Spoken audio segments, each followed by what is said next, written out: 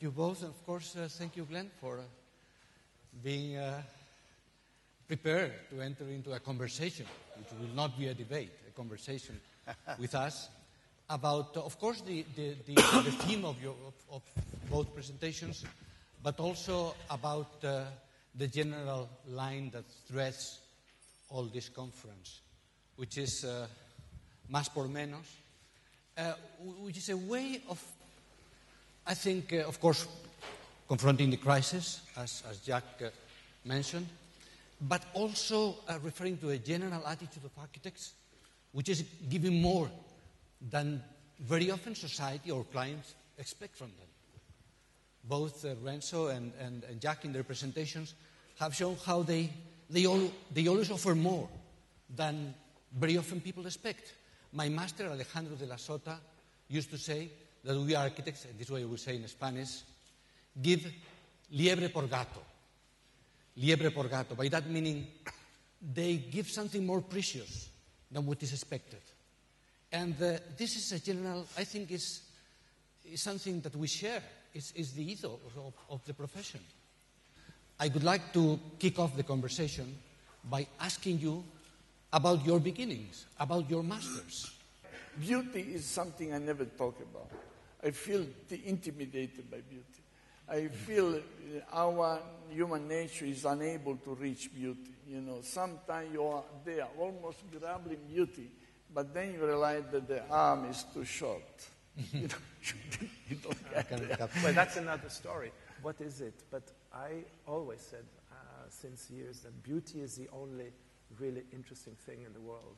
And it's more important than ecology and money and is beyond even food. Of course, Brecht says you have to eat first before you go to a theater or so. But at the same time, Marcuse, the German philosopher, the hero of the 70s, he speaks of beauty as the only really true revolutionary moment because it has the power to seduce everybody.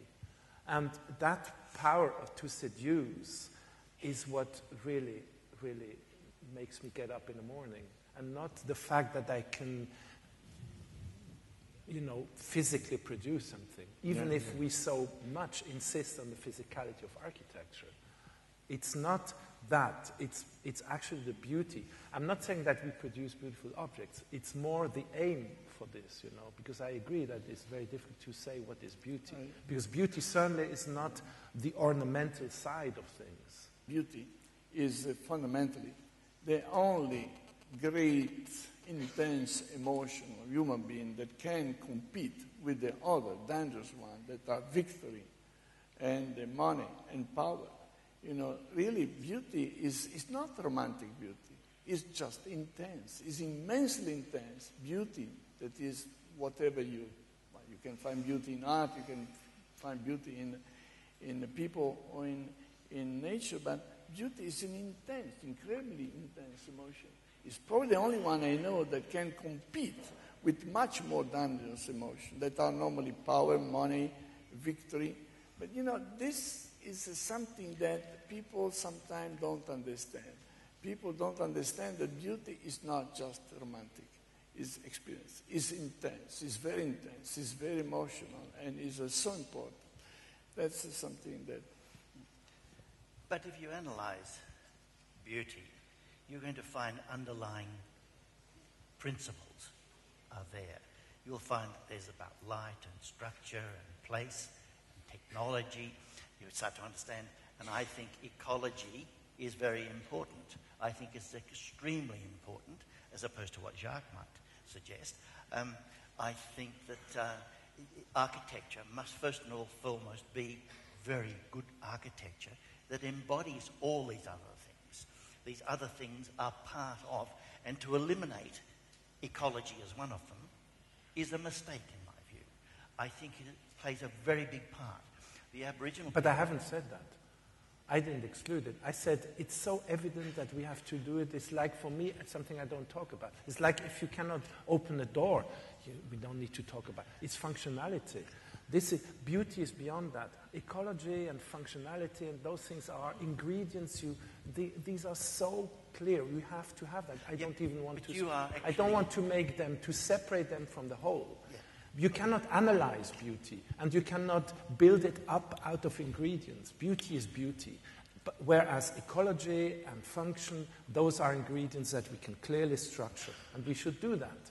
But that's really, it would be a totally wrong, a total misunderstanding if one believes that I exclude ecology. On the contrary, I think that we have an extremely strong awareness of ecological things since the very, very early projects. But I refrain, and this is perhaps also from provocation, I refrain from talking about ecology. I think it's just ridiculous. It's so obvious we have to be ecological, to do ecologically really extremely fit projects. Well, yes, you maybe so, but the evidence, I think, internationally, there's very little ecology. Of course.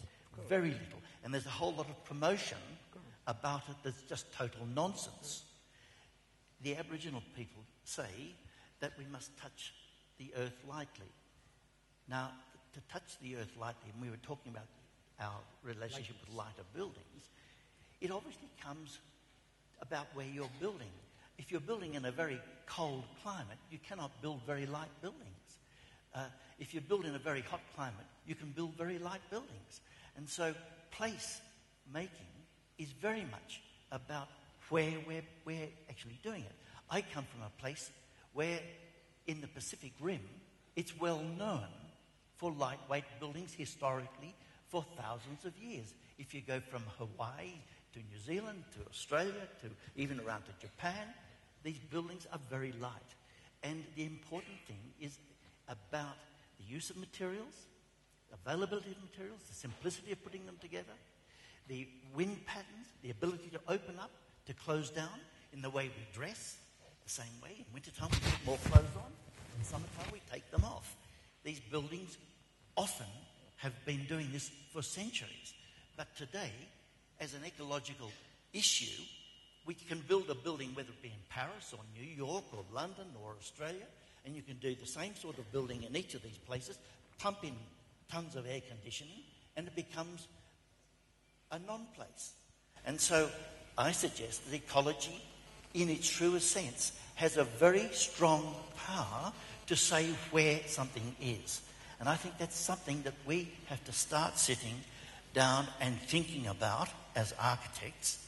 Of course, there has to be art in architecture, there has to be beauty in architecture, but all these things are the consequence of so many other factors that are driving the final tip of the iceberg.